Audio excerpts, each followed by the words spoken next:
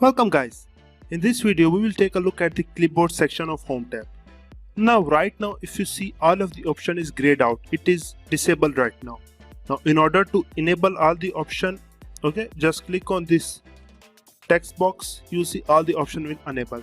Now the first option is very simple, cut. You can cut anything. If I just click on this cut, it will cut this from here and I can paste this somewhere else. Okay, you can just click here, or you can also use the shortcut Ctrl+V to paste this thing. Okay, I will undo this right now. The second thing is copy. If I just click on copy, it will copy this which I have selected and I can paste this somewhere else. Okay, if I just click on paste, okay, you can see now we have two text boxes having same text. Okay, you can easily copy your stuff like that. Other thing you can do here, if I just select this text box, now instead of copying and pasting, we can do both of these stuff in one click. Okay, if I just click here, you will see another option called duplicate.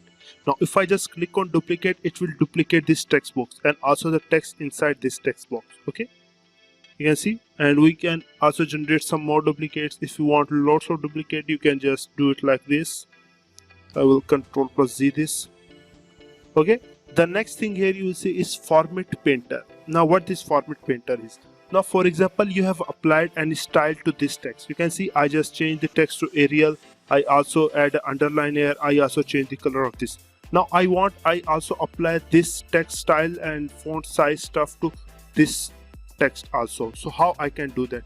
Now the one way, just select this text box and do it from here. Okay, and the second and the easiest way, just select this text box where all the things is already applied, and now just click on format painter.